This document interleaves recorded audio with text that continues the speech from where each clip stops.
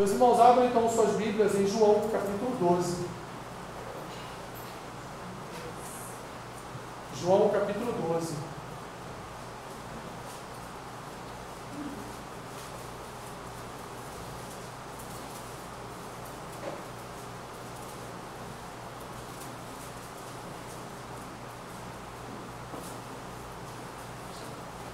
Se a palavra fosse um bolo, esse aqui já teria queimado. Que já está no forno já tem mais de um mês.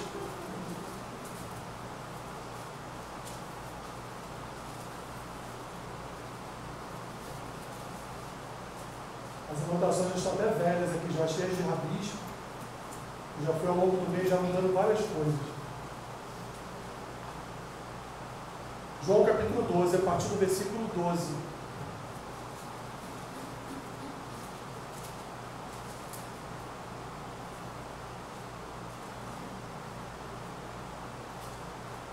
Bem?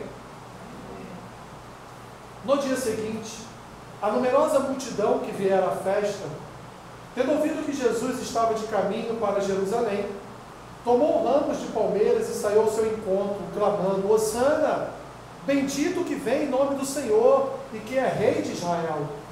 E Jesus, tendo conseguido um jumentinho, montou-o segundo está escrito: Não temas, filha de Sião, eis que o teu rei aí vem, montado em um filho de jumenta.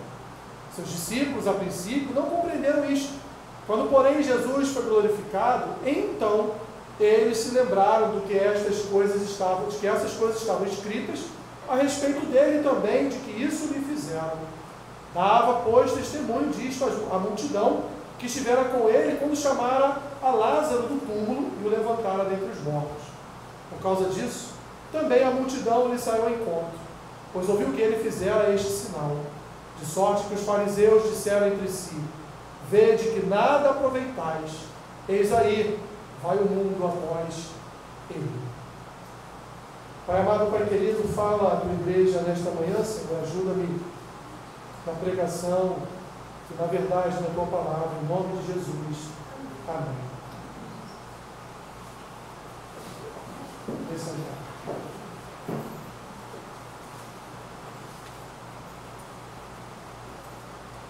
Existem alguns programas de TV, principalmente nas TVs fechadas, né, que possuem assinatura, que retratam partidas e chegadas de pessoas em aeroportos. Você já viu algum programa falando a respeito disso? Programas esses, meus irmãos, que relatam, né, a respeito da emoção de familiares ao se despedirem e ao receberem seus parentes de volta, quando estes estão já há alguns anos fora do Brasil e em outros países, vivendo e ganhando as suas vidas, né?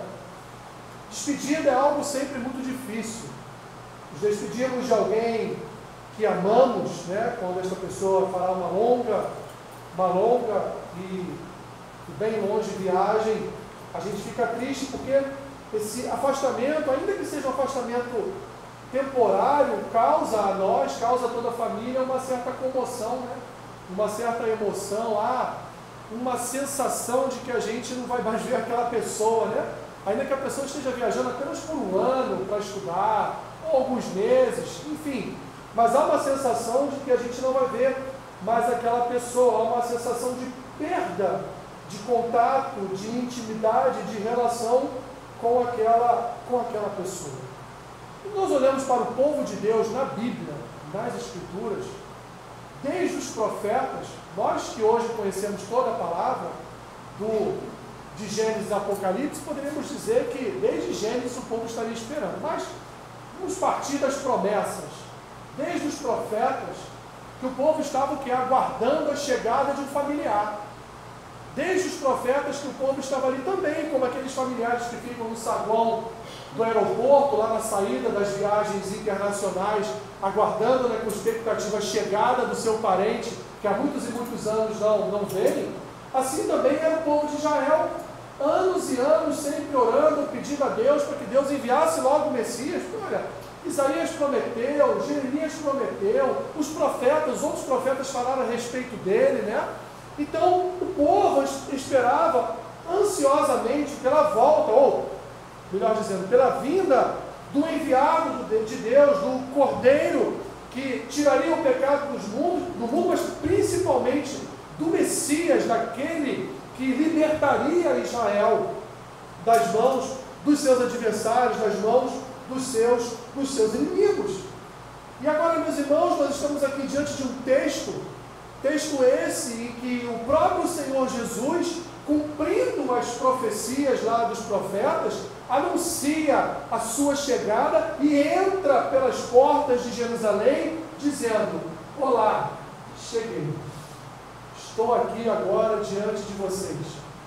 Estão prontos para começarmos aqui então a nossa caminhada de regeneração, conversão, transformação, vida com Deus, relacionamento com Deus? Talvez o povo não estivesse preparado para esse tipo de palavra.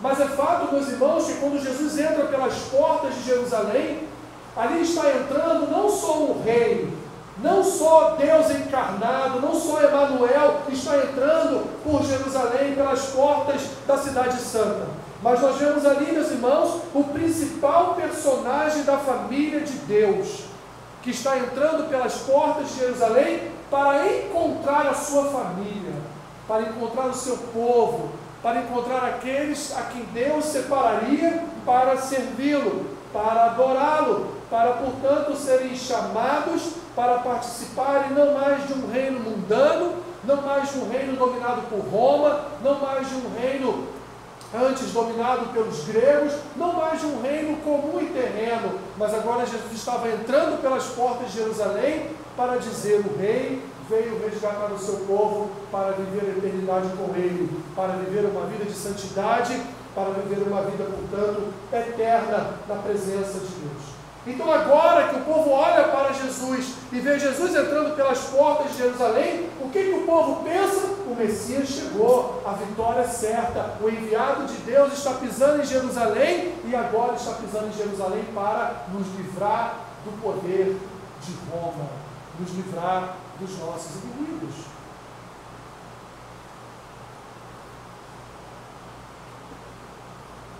Eu fico às vezes pensando em que pese Zacarias ter profetizado como se daria a entrada de Jesus em Jerusalém, montado num jumentinho, de pouca idade, tendo a mãe do jumentinho ali ao seu lado, Jesus poderia entrar da melhor forma possível em Jerusalém. Poderia entrar sentado num grande cavalo branco, né? Ou num grande cavalo preto. Poderia entrar em Jerusalém talvez sentado num camelo. Ou poderia entrar em Jerusalém talvez em uma das tantas e tantas carroças, né? Até mesmo aquelas carroças de guerra romanas. Jesus poderia entrar da forma que ele quisesse em Jerusalém. Poderia até entrar flutuando por Jerusalém se ele quisesse.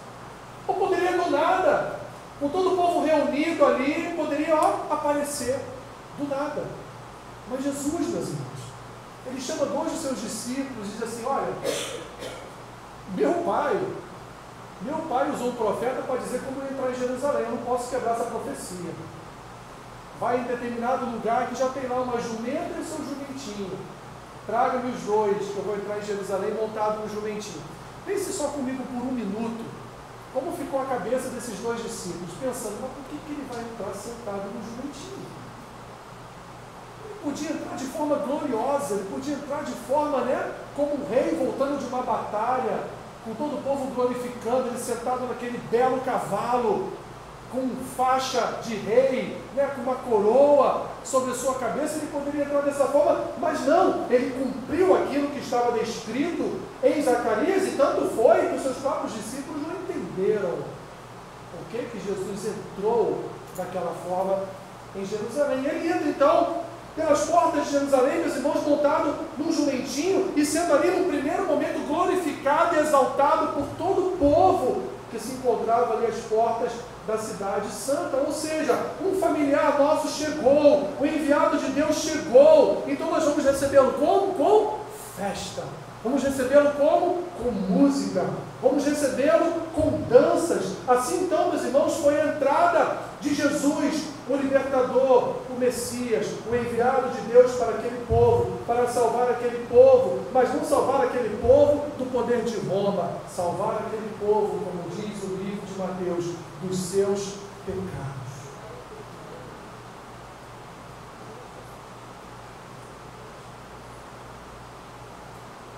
Alguns dias depois, o povo não entendeu a mensagem do Cordeiro, e os mesmos que estavam ali aplaudindo, os mesmos que estavam ali glorificando, os mesmos que estavam ali festejando, voltaram atrás em seus festejos e agora estavam murmurando contra o Cordeiro. Agora estavam escolhendo para ser liberto um ladrão, um bandido, talvez até mesmo, como alguns autores citam, um homicida, que foi Barrabás, e escolheram o Senhor para padecer no Calvário. Mas isso também já estava profetizado, que ele sofreria as nossas próprias dores. Mas o que o povo não entendeu, meus irmãos, é que a salvação, ela chegou, e nem todos desfrutaram desta salvação. Pois enquanto ele agonizava ali naquela cruz, poucos eram os que estavam ali vendo a sua morte. Assim como poucos foram aqueles que estiveram à porta do sepulcro, ali chorando a sua morte e de forma surpreendente vendo a sua ressurreição. Praticamente todos que andaram com Cristo não entenderam qual era a mensagem de Cristo, não entenderam o que Cristo veio fazer, não entenderam que era necessário que ele morresse, porque a sua morte era uma substituição da nossa morte. De uma morte que não seria temporária nem passageira, mas uma morte eterna. Uma morte que não seria uma morte só do corpo, mas seria também uma morte espiritual, uma morte eterna da nossa alma. Eles não entenderam isso. Jesus entrou por aquelas portas, meus irmãos, e repito, nem todos entenderam a sua chegada. É um texto que mostra para nós 3 circunstâncias que nós precisamos entender, meus irmãos. Que Jesus, ele chegou na vida daquelas pessoas para salvá-las, mas nem todos entenderam. Assim como Jesus também chegou na sua vida para te salvar, mas nem todos que estão do seu lado entenderam isso. Nem todos que estão dentro da sua casa talvez tenham entendido isso. Olha o que diz, meus irmãos, no versículo 16. Seus discípulos, a princípio, não compreenderam isto. Não compreenderam por que Jesus entrou em Jerusalém montado num jumentinho. Meus irmãos, o início de uma conversão, aquilo que é chamado de o primeiro amor, é um momento maravilhoso. A gente está cheio de gás, né? A gente se alegra, pode vir pancada de todo lado, que a gente permanece de pé, firme, né? Canta ao Senhor mesmo nos momentos de aflição, porque a gente está recebendo, ou acabamos de receber, uma boa notícia. A esperança dos nossos corações, ela muda, porque a esperança que nós tínhamos antes era uma qualidade de vida melhor, em desfrutar aquilo que nós recebemos do nosso trabalho de uma forma melhor, é ver os nossos filhos formados, é cuidar no futuro de netos. Era uma expectativa, uma esperança terrena, mas a partir do momento que Jesus chegou em nossas vidas, as nossas expectativas mudaram. A nossa esperança, sim, ela permaneceu ainda em pontos aqui terrenos, mas agora a nossa maior esperança não é mais terrena, mas a esperança de uma vida eterna com Deus. Jesus chegou e praticamente, meus irmãos, entendemos que tudo seria diferente. Pensamos que tudo nas nossas vidas mudaria, mas afinal de contas, meus irmãos, essa mudança que Cristo realizou em nós foi uma mudança no interior, no coração. Nós fomos abastecidos pelas virtudes do Espírito Santo, mas a nossa vida segue o seu fluxo normal, com todas as circunstâncias que lhe são inerentes: problemas, pecados, tristezas, momentos em que precisamos ser consolados, momentos em que estamos aflitos, momentos em que sentimos dor, momentos em que passamos por enfermidades, tribulações. Não é verdade? A nossa vida, ela continua a seguir o seu fluxo normal, o seu fluxo natural. E aí, meus irmãos, que reside um dos problemas que nós enfrentamos, pois nem todos entendem que essa novidade de vida, a chegada de Cristo para nós, foi uma chegada para que o nosso coração fosse transformado. Mas isso não quer dizer que os problemas se encerrariam. Isso não quer dizer que nós deixaríamos de ser pecadores. Isso não quer dizer, meus irmãos, que não haveriam dias maus. Isso não quer dizer que não passaríamos por problemas, por tribulações. Isso não quer dizer que nós não estaríamos tristes em determinados momentos da nossa vida, e também não quer dizer que em determinados pontos da nossa vida nós estaríamos também rateando na nossa fé, desconfiando do que Deus pode fazer, desconfiando da sua soberania, desconfiando do seu controle absoluto, desconfiando que tudo, meus irmãos, absolutamente tudo está em suas mãos. Os mais próximos de nós têm dificuldade de entender que Jesus veio para mudar o nosso coração. Jesus veio mudar o nosso pensamento. Jesus não veio para nos dar vida abastada. Jesus não veio para mudar circunstâncias que para Ele em nada são importantes, porque o importante para Deus é o coração do homem. E aí, via de regra, ouvimos: mas nossa, depois que você começou a ir na igreja, isso tem acontecido. Mas nossa, depois que você começou a trabalhar naquele ministério, as coisas só pioraram. Mas nossa, e são coisas que a gente ouve de forma corriqueira dentro das nossas casas, como, meus irmãos, como se Jesus tivesse entrado pelas portas de Jerusalém para resolver o problema do povo. Mas Jesus não entrou pelas portas de Jerusalém para resolver o problema do povo com Roma. Jesus não entrou na sua vida para resolver o seu problema com Roma. Jesus resolveu entrar na sua vida para resolver os seus problemas do coração, para resolver os problemas da nossa alma, para resolver o nosso pensar, o nosso falar, o nosso agir. Ele não entrou nas nossas vidas para resolver a nossa enfermidade, embora Ele possa, embora, se Ele quiser, Ele faça. Mas se Ele não quiser, Ele não vai fazer, porque Ele não veio para me dar vida sã. Ele não veio para resolver o meu problema na minha saúde física ou mental. Ele veio para resolver o problema do meu coração. Mas, meus irmãos, eles não entendem. Não entendem que o compromisso assumido com a chegada de Jesus é um compromisso do coração, é um compromisso da alma, é um compromisso com a eternidade, não é um compromisso com as coisas deste mundo, não é um compromisso com as coisas terrenas, mas é um compromisso com o nosso Senhor. E por isso, meus irmãos, nós temos também alguns conflitos familiares por causa disso. E, infelizmente, os que menos entendem o que Jesus veio fazer em nossas vidas são os da nossa própria casa. O próprio Senhor Jesus disse que Ele não tinha honra, o profeta não tem honra na sua própria casa. O próprio Senhor Jesus declarou que os seus irmãos, a sua família, não entendiam o seu chamado, não compreendiam o que Ele estava fazendo ali.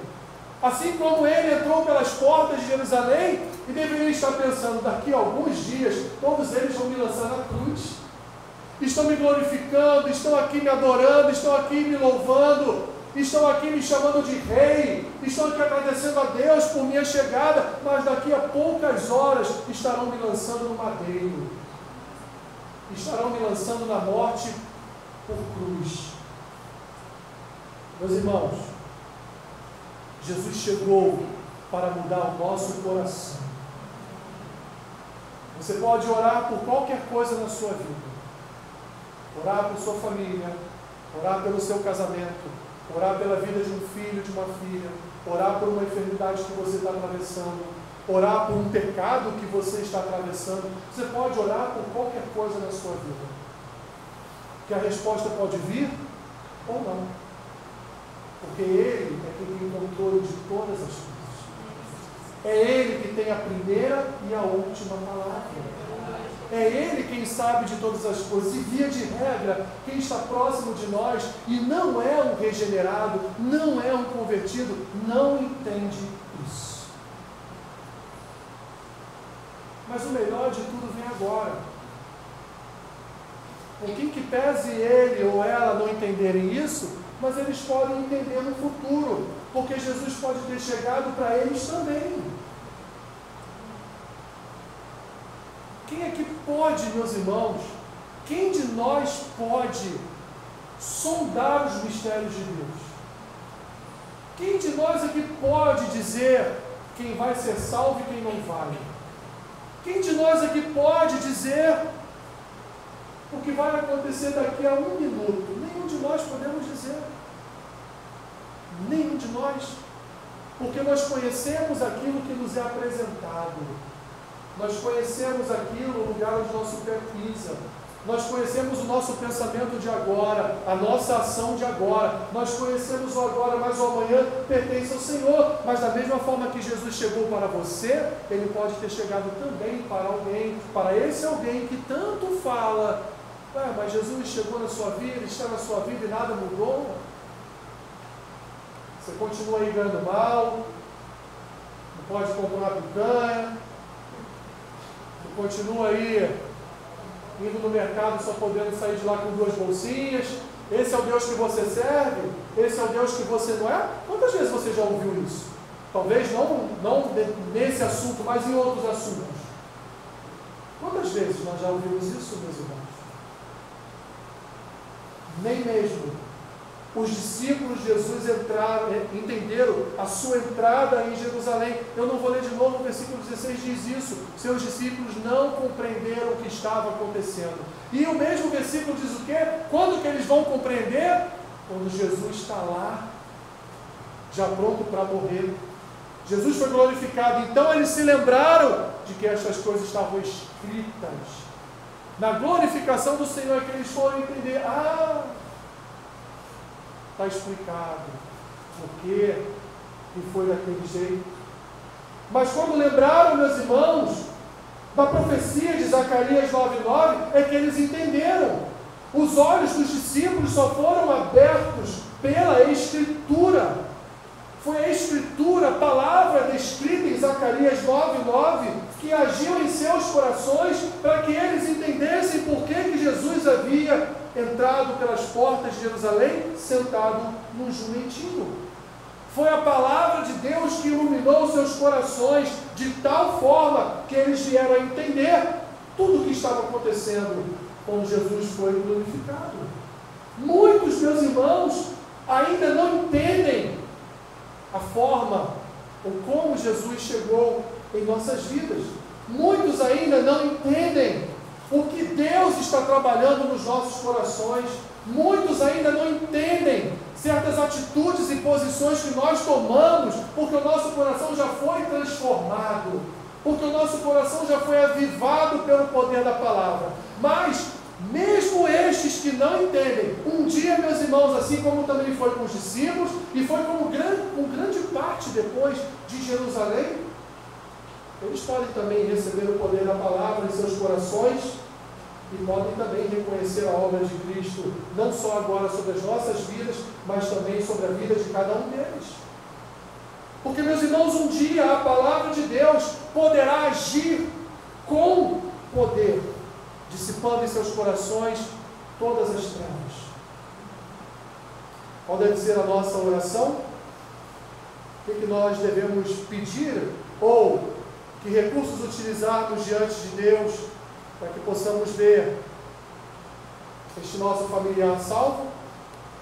Pedindo a Deus, meus irmãos, todos os dias, para que a palavra abra os seus olhos, para que a palavra entre em seus corações de tal forma que ela dissipe todas as trevas, para que a palavra de Deus seja derramada com poder e autoridade sobre os seus corações, empedernidos por esta vida, corações entregues às concupiscências terrenas da nossa sociedade, corações entregues à idolatria, corações entregues a ideologias, a culturas do nosso tempo, e assim então a palavra entre, e da mesma forma que fez com as nossas vidas, possa vir também fazer sobre a vida de cada um deles.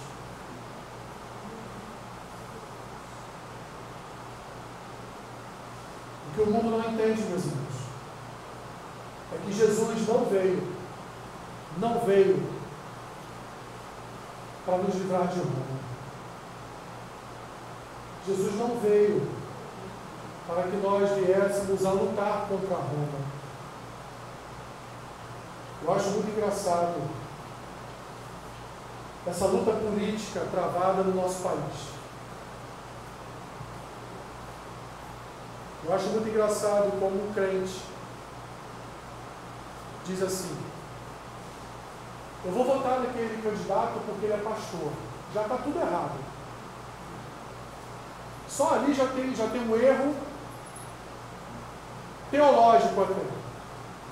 Primeiro que o pastor não foi chamado para ser uma autoridade política. Ele foi chamado para ser uma autoridade do Senhor. Do Senhor. E eu posso falar um pouco disso. Todo pastor que se torna um político abandona a sua igreja. Não há como cuidar de dois senhores. Entenderam o que eu estou dizendo? Não dá para cuidar de dois senhores. Quando um cristão se coloca como um candidato, bacana, se você o conhece, se ele é cristão mesmo de verdade, né? Se você conhece, vote nele. Agora, um pastor, ele não foi vocacionado a ser político. E aí eu acho tudo isso muito engraçado. Porque os pastores estão se esquecendo de educar o povo nas Escrituras, para educar o povo numa guerra cultural, para educar o povo numa guerra ideológica, para educar o povo numa guerra política. Quando o que nós precisamos, meus irmãos, são joelhos dobrados, choro, cinzas, vestes rasgadas diante do Senhor. O que o Senhor diz na sua palavra? Ah, se meu povo me escutasse e me servisse com integridade. Quando o meu povo me buscar, orar, se arrepender dos seus maus caminhos, as Escrituras não nos convidam para nos livrarmos de Roma. As Escrituras não nos convidam, meus irmãos, a queremos ensinar a Roma quem foi Jesus. Porque Roma não quer saber de Cristo. Roma quer saber do império do mal. A igreja ela deve ser educada na palavra. A igreja deve ser ensinada na palavra para que ela vivendo em sociedade não peque. Para que ela vivendo em sociedade ande em obediência com o Senhor. Essa é a nossa função, esse é o nosso chamado, vocacionar discípulos para Cristo, ensinar pessoas a serem discípulos de Cristo, discipular, discipular, discipular, conhecer, conhecer, conhecer, prosseguir em conhecer o que Jesus disse para aqueles homens, com aquela moedinha ali nas mãos daqueles homens: dá a César o que é de César e a Deus o que é de Deus.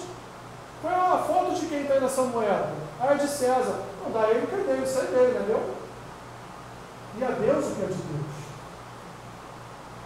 E aí, meus irmãos, nós trazemos isso para o contexto da nossa família. Ao invés de só orarmos, a nossa guerra, meus irmãos, não é contra carne e sangue, a nossa guerra é contra principados e potestades. Para de perturbar aquela pessoa na tua casa, para de falar, fale menos, ore mais, fale mais com Deus, fale mais com Deus, para de perturbar as pessoas. Para de ficar todo momento dizendo é isso, é aquilo, é isso, é aquilo.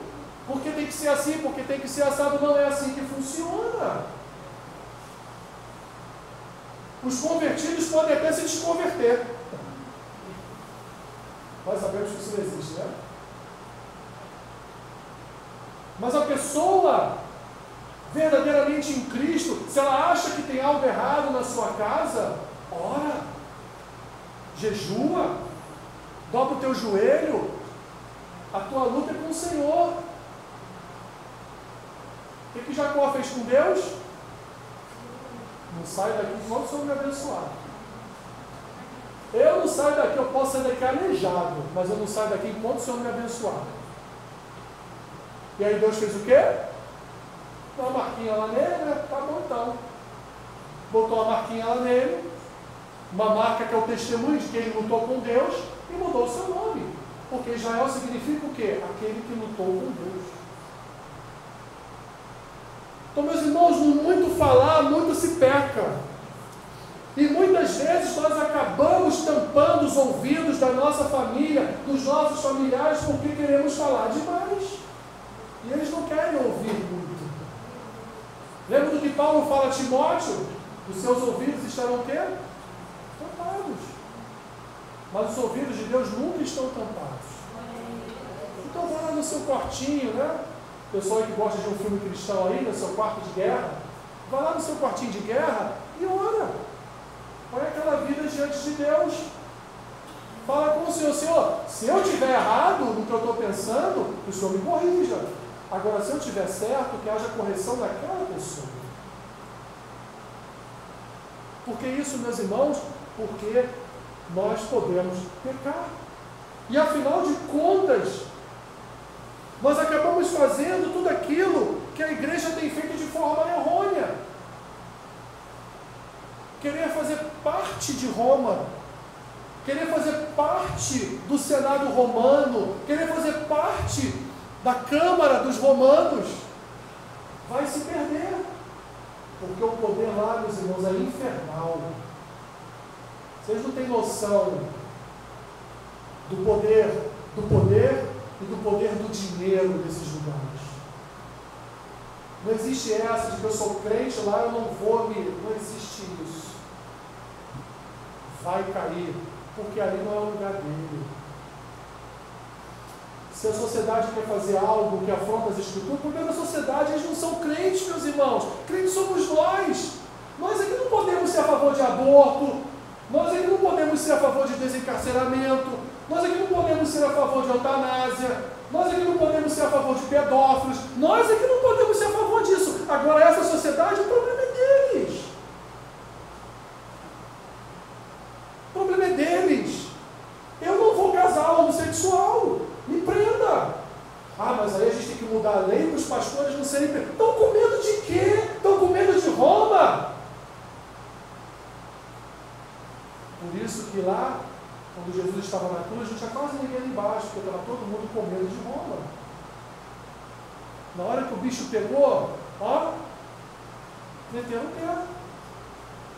Então, meus irmãos, nós precisamos ter a inteligência bíblica de não lutar contra aquele que está ao nosso lado, mas lutar com aquele que, por último, veio para salvar.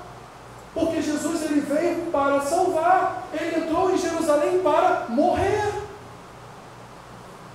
E talvez você vá morrer passando toda a sua vida orando por aquele seu familiar, e você vai fechar os olhos e não vai ver a salvação chegar na vida daquele familiar. Mas talvez depois da sua morte, a sua oração tenha efeito. Como são contadas várias histórias que já aconteceram. A morte de Cristo foi para salvar o seu povo dos seus pecados. Chegou então o tempo em que Jesus entrou em Jerusalém e falou: chegou a minha hora, chegou a hora de eu morrer para salvar o meu povo. Não chegou a hora de eu destruir Roma. Roma será destruída quando Jesus voltar novamente. Aí Roma será destruída. Podemos trocar o nome. A Babilônia no Apocalipse, ela será destruída. Não lute, meus irmãos, contra evidências tão claras na sua vida. Faça como Jesus. Não lute contra Roma. Lute contra principados e potestades. Porque a sua família precisa de salvação. E não é no muito falar que a salvação vem. Muito pelo contrário. Ore, persevere, alcance o favor de Deus através da importunação. Sabe o que é uma pessoa inoportuna? Sabe que é a pessoa que perturba o tempo todo? Isso perturba Deus. Deus adora ser perturbado. Deus ama quando tem alguém ali o tempo todo perturbando ele, orando o tempo todo ali aos pés dele, pedindo. Deus adora isso, Deus ama isso, meus irmãos, porque Deus vê em nós dependência. Ah, meu filho, a minha filha, não está dependendo de governo, de autoridade, de marido, de esposa, de filho, mas depende de mim. Está buscando a minha face. Deus ama a quem o busca, a quem o procura. Portanto, meus irmãos, terminando, Jesus chegou. Nem todos vão entender. Mas eu creio que se nós orarmos, eu creio que se nós buscarmos a Deus, eu creio que se nós confiarmos, eu creio que se exercitarmos a nossa fé, deixando Deus agir, deixando Ele agir, eu creio, meus irmãos, que Cristo chegará também para nós. Eu creio que Cristo chegará também por aqueles a quem nós colocamos todos os dias em nossas orações. A palavra há de alcançar as suas vidas. E não importa, meus irmãos, o quanto tempo demore, mas ela tem o poder para mudar todo e qualquer coração. Jesus veio para salvar. Ele veio para nos salvar. Ele não veio para que a sua igreja fosse, quando eu falo igreja, nós individualmente. Ele não veio para fazer de nós servos e servas militantes numa causa contra Roma. Ele veio para nos salvar, para que fôssemos servos e servas militantes contra principados e potestades. Porque quando nós lutamos contra principados e potestades, o reino de Deus avança. Avança. Paulo vai dizer em Colossenses que Ele nos tirou do império das trevas. Ele não nos tirou do império romano. E Paulo ainda estava sob o poder de Roma. Aliás, Paulo ainda estava sob o domínio de Roma. Paulo não veio em nenhum momento, se você olhar todas as epístolas de Paulo, ele vai inclusive dizer para você, ore por essa autoridade ímpia aí, porque foi Deus que colocou ele. Ore por ele. Paulo vai além.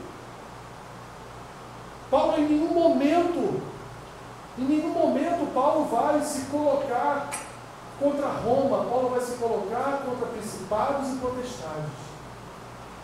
Vai ensinar a palavra, vai doutrinar e discipular pessoas. Em que? Numa guerra e numa luta ideológica? Não! Na luta contra principados e potestades.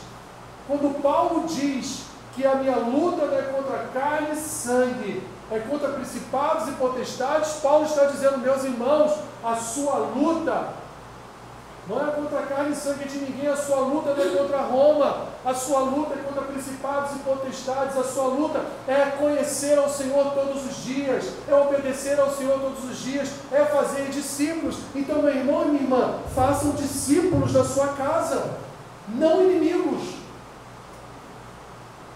Faça discípulos na sua família, não pessoas que quando você chega já pensa, meu Deus, já vem ele ou ela falar aquilo. Forme discípulos. Só ore.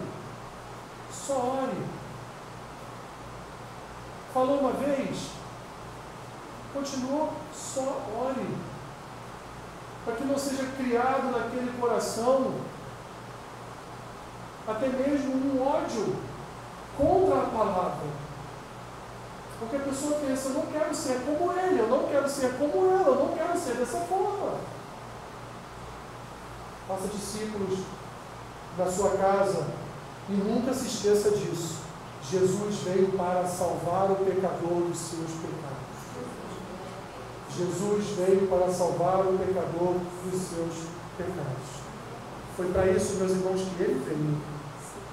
Foi para isso que ele morreu. Foi para isso que ele ressuscitou. Não se deixe enganar. O mundo é um mundo, é perdido e sempre foi.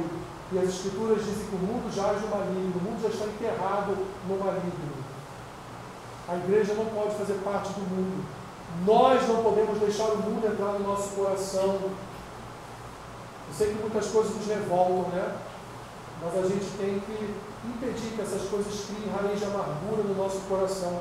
E entender que a nossa missão não é a missão de mudar o mundo.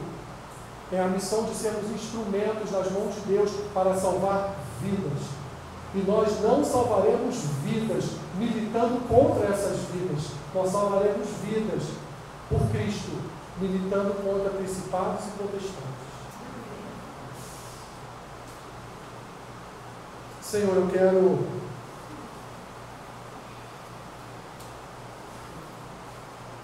te pedir nesta manhã que o Senhor tenha misericórdia de cada um de nós. Nem era bem isso, Senhor, que foi preparado. Mas eu creio que o Senhor possa ter falado aos corações nessa manhã. Nós não estamos nesse mundo servindo a Ti e a Tua palavra para sermos aqui, Senhor, militantes ideológicos e culturais, embora façamos parte de uma sociedade, mas nós somos chamados, Senhor, para algo muito maior. Somos chamados para que o Teu reino cresça. E no final de tudo, Senhor, Teu reino saia vitorioso, como é prometido a nós, em toda a Tua palavra. Vitorioso sobre Roma, vitorioso sobre a Babilônia, vitorioso sobre essa sociedade má. Mas isso, de certa forma, tem contaminado os nossos corações, Senhor, e nós temos, Senhor, batido de frente com pessoas da nossa casa, ó Deus, quando a nossa luta não é contra elas, a nossa luta é contra principados e potestades. É contra os poderes dominadores deste mundo. É contra as afrontas de Satanás e seus demônios. Porque essa sociedade já está perdida, Senhor. Mas nós cremos que, como luzeiros para iluminarmos este mundo, como tochas, Senhor, em Tuas mãos, nós cremos que onde a Tua palavra chega, há conversão, há regeneração. Por isso, Senhor, não precisamos lutar contra a carne e sangue. Que o Senhor venha nos fortalecer, que o Senhor venha nos conduzir com vigor espiritual, para que possamos, Senhor, resistir nessa luta diária contra principados e potestades, contra o nosso próprio coração, Senhor, que quer seguir os seus próprios desígnios, que quer seguir os seus próprios caminhos. Essa é a nossa luta, Senhor. Que a nossa casa, a nossa família possa ver uma mudança verdadeira em nossas vidas, em nossos corações. Que somente a nossa presença já possa ser, Senhor, fonte de testemunho da Tua graça. Então, o que nós te pedimos nessa manhã, Senhor, em nome de Jesus. Em nome de Jesus. Amém.